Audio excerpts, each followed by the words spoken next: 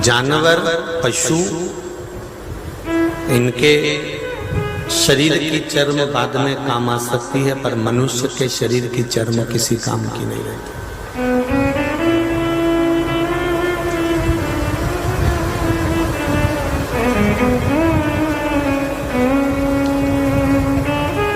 हाथी कभी फेरन लवली नहीं, क्रीम लगाता है हाथी, बोरोप्लस मोरोप्लस लगाता, फिर भी उसकी चमड़ी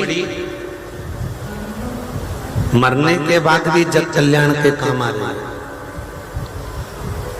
शेर भी कोई पाउडर या क्रीम नहीं लगाता, फिर भी उसकी चमड़ी जनमानस के काम आ रही है।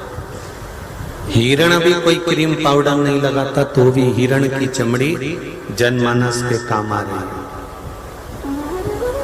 एक जानवर, पशु भी कोई क्रीम पाउडर नहीं लगाता, तो भी उसकी चमड़ी जनमानस के काम आ रही है। और अपनी कमाई का, मनुष्य की कमाई का 3 हिस्सा उसके केवल फैशन में चले जाता है, तो भी ये चमड़ी रोज पेयर्स से धोई, निलाई, क्रीम लगाई, 2 घंटा तक धागा से नुचवाई, उसके बाद भी किसी काम नहीं आई और आखिरी में जला गई। जिंदा हो, जीवित हो, तो परमात्मा की भक्ति में लगे रहो। बड़ी मुश्किल से भगवान के द्वारा ये शरीर मिलता है और बड़ी मुश्किल से हम भगवान का भजन कर पाते हैं।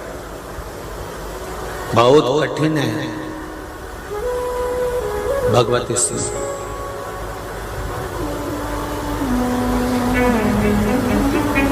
शिव पुराण कर रही है, अंधे की तरह अपने जीवन को नहीं जीना। जिसके नेत्र नहीं होता, जो आंखों से अंधा हो जाता है, कभी यहां टकरा जाता है, कभी वहां टकरा जाता है, कभी यहां चले जाता है, कभी वहां चले जाता है। जिसके नेत्र होते हैं, फिर वो कहीं टकराता नहीं है, ना इधर जाता, ना उधर जाता, ना उधर जाता। उसको जिस जगह जाना है, जिस मंजिल तक उसको पहुंचना है, उस मंजिल तक वो पहुंच जाता है, क्योंकि उसके नेत्र हैं,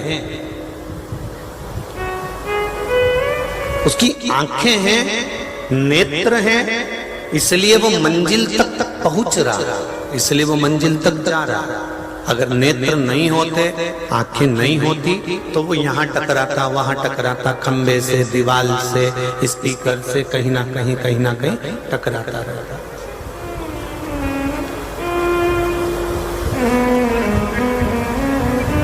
जब तक शिव महापुराण के नेत्र आपके नहीं लगे थे, जब तक शंकर के द्वारा आपके नेत्रों में प्रकाश नहीं आया था,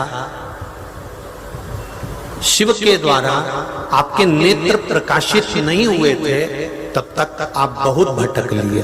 कभी यहाँ चले गए, कभी वहां चले गए, कभी यहाँ चले गए, कभी वहां चले गए। यहाँ से काम नहीं बना तो वहां पहुंच गए, वहां से काम नहीं बना तो वहां पहुंच गए। ना जाने कितनी जगह पर हमने भटक कर देख लिया। समझ लो कि हमारे नेत्र नहीं थे,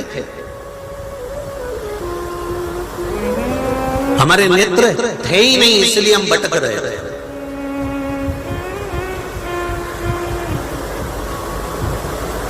और अब भगवान ने अगर शिव महापुराण के माध्यम से हमारे नेत्र खोल दिए हैं, जितने लोग आस्था पर सुन रहे हैं, जितने फेसबुक यूट्यूब पर सुन रहे हैं, जितने लोग परली बैजनाथ की इस पावन धरा पर सुन रहे हैं, बाबा बैद्यनाथ की भूमि पर सुन रहे हैं,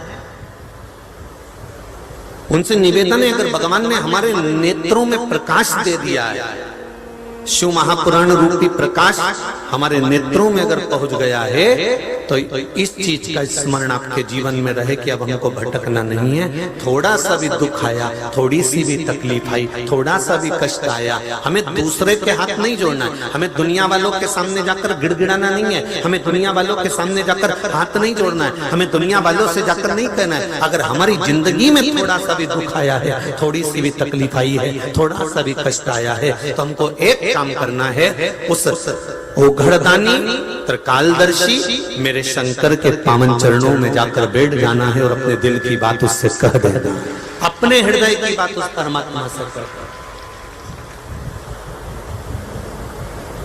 अपने चित्त की बात उस भगवान से कह दो।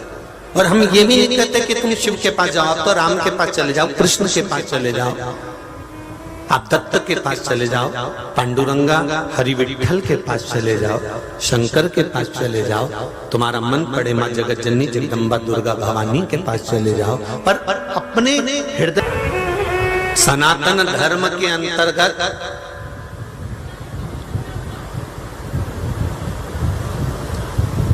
इतने देवी देवता हैं, 33 कोटि देवी देवता हमारे सनातन धर्म के अंदर है। उसके बाद भी आप अगर 33 कोटि देवी देवता को छोड़कर दूसरे के दरवाजे पर भटक रहे हो तो समझ लेना तुम्हारी आंखें नहीं है, तुम अंधे हो। आज भी अंधे हो। अगर 33 कोटि देवी देवताओं को छोड़कर भी हम भटक रहे हैं तो ये हमारे नेत्र नहीं है।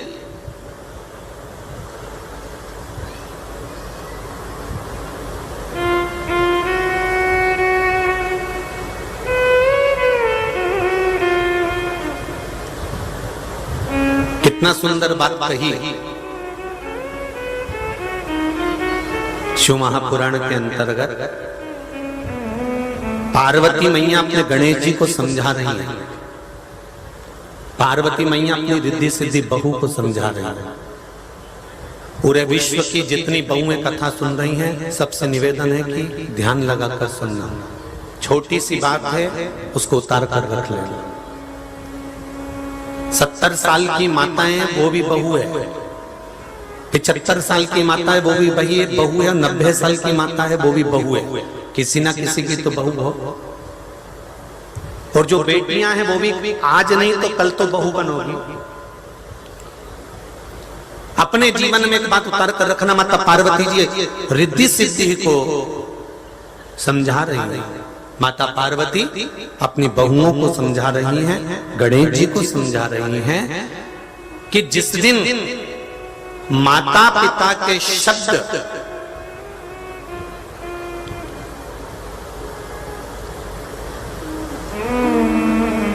जिस दिन माता पिता के शब्द बुरे लगने लगे और दूसरों के शब्द अच्छे लगने लगे, समझ लेना तुम्हारे को बर्बाद होने से कोई नहीं रोक सकता।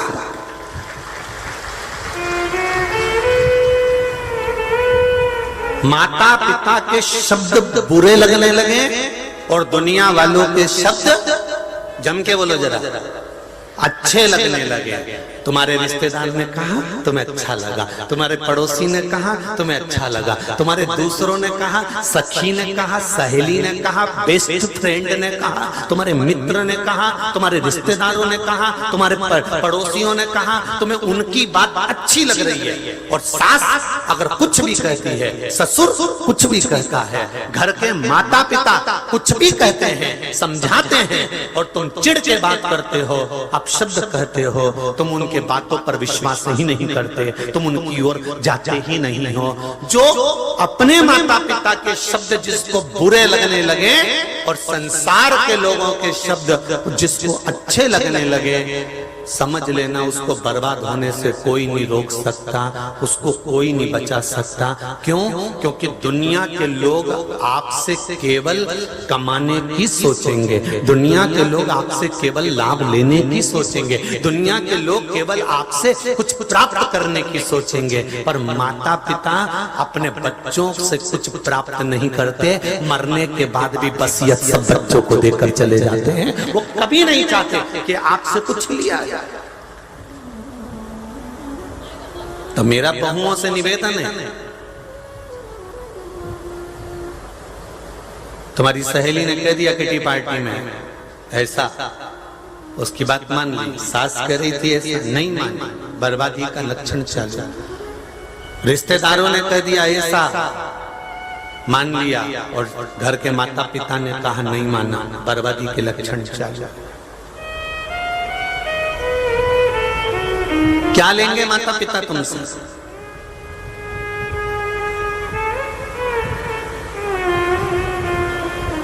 बुजुर्ग माताएं यहाँ कथा सुनने भी आई हुई हैं। मैं इनसे पूछना चाहूंगा, आप में से कितनी माताएं जो अपने बच्चे से कही होंगी कि मुझको 500 रुपए दे दे, मैं परली बैजनाथ जा रही हूं? किसी ने नहीं मांगा होगा।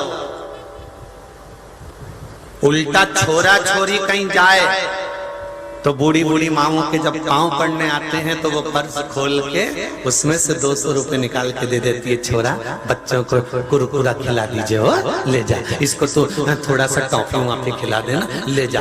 उल्टा बूढ़े माँ बाप अपना पर्स खोलकर नवयुवन बच्चों को, बहुओं को, बेटा बेटी को पैसा दे देते हैं। पर कोई बूढ़ा, कोई बुजुर्ग माता पिता अगर कहीं जा रहे होते हैं तो वो ये आस लेकर नहीं जाते कि मेरा बच्चा मुझे यहाँ पहुंचाएगा, मेरा बच्चा ऐसा करेगा। वो तो अपनी पहले देख लेते हैं कि अपनी गठरी में थोड़ा बहुत है तो उसका मन करता है कि अब जाना है, मैं परली बैजनाथ जा रही हूँ कथा सुनने। तो मम्मी गाड़ी की व्यवस्था, वो पड़ोस वाली काकी जी है ना, उनने गाड़ी कर ली है, हम चले जाएंगे, हो जाएंगे। पैसा कौन देगा आपको, उसकी चिंता तू मत कर, हमने सब बात कर ली है, हम तो चले जाएंगे, कथा सुनना है, 7 दिन का आनंद लेना है और आ जाएंगे। उसमें क्या दिक्कत है जीवन का?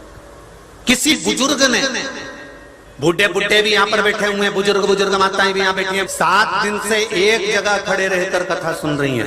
एक बार जोरदार ताली बजाओ ऐसी माता के लिए कि कुर्सी पर नहीं, जमीन पर बैठी ही नहीं, केवल कथा दिल लगा बैठी शंकर से, शिव तत्व को जान गए।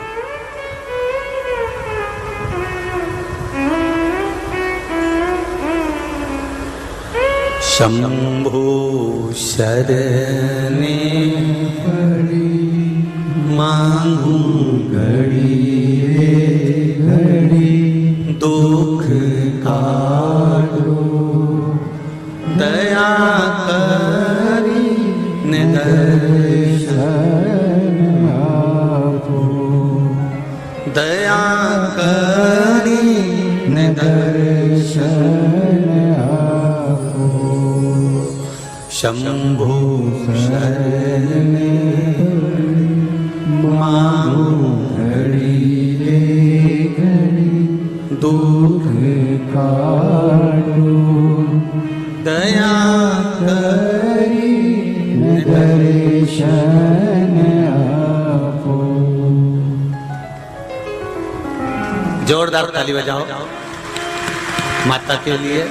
75 वर्ष की आयु है, 7 दिन से लगातार एक जगह पर खड़े होकर, बैठी नहीं, खड़े रहकर कथा का रसतत्व ग्रहण करा है। भगवान शंकर की कथा करिए।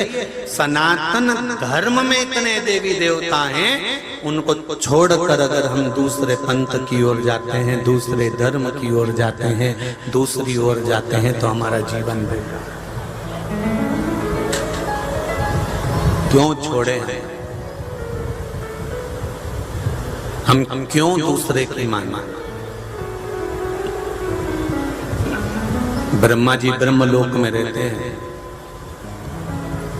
भगवान विष्णु बैकुंठ लोक में रहते हैं, इंद्र देवता इंद्र लोक में रहते हैं।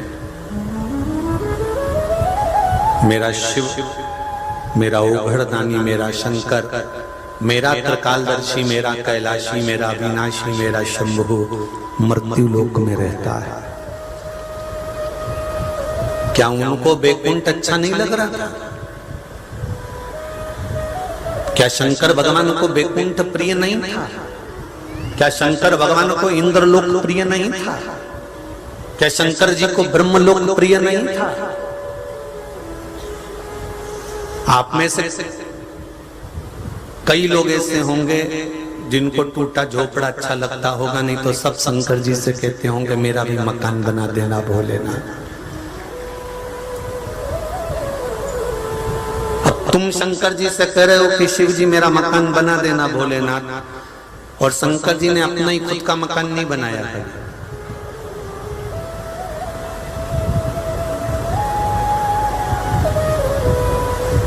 पार्वती जी ने कई बार कहा कि एक महल बना लेते हैं, तैयारी कर लेते हैं। शंकर भगवान बोले अगर महल बनाएंगे तो अहंकार आएगा, इसलिए महल बनाने की जरूरत नहीं है। और महल बनाना पड़ेगा तो हमको शमशान छोड़कर दूसरी जगह ना जाना पड़ेगा।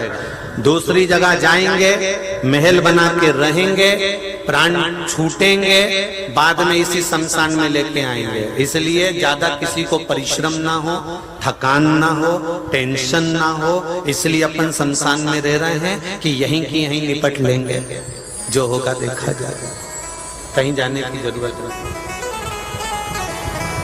क्यों जाएं? क्या शिवजी को मकान नहीं चाहिए था? क्या शंकर भगवान को वैकुंठ प्रिय नहीं था? क्या शंकर भगवान को ब्रह्मलोक प्रिय नहीं था? क्या शंकर भगवान को इंद्रलोक प्रिय नहीं था? शंकर भगवान जैसे भगवान विष्णु को वैकुंठ प्रिय है, भगवान कृष्ण को गौलोक धाम प्रिय है, ब्रह्मा जी को ब्रह्मलोक प्रिय है, इंद्र को इंद्रलोक प्रिय है, सब देवताओं को अच्छा अच्छा स्थान प्रिय है, रखे गए थे, सारे स्थान सामने रखे गए थे। और सब देवताओं से कहा गया था, सबसे पहले शंकर भगवान से कहा गया था कि इतने अच्छे अच्छे लोग हैं, इतने अच्छे अच्छे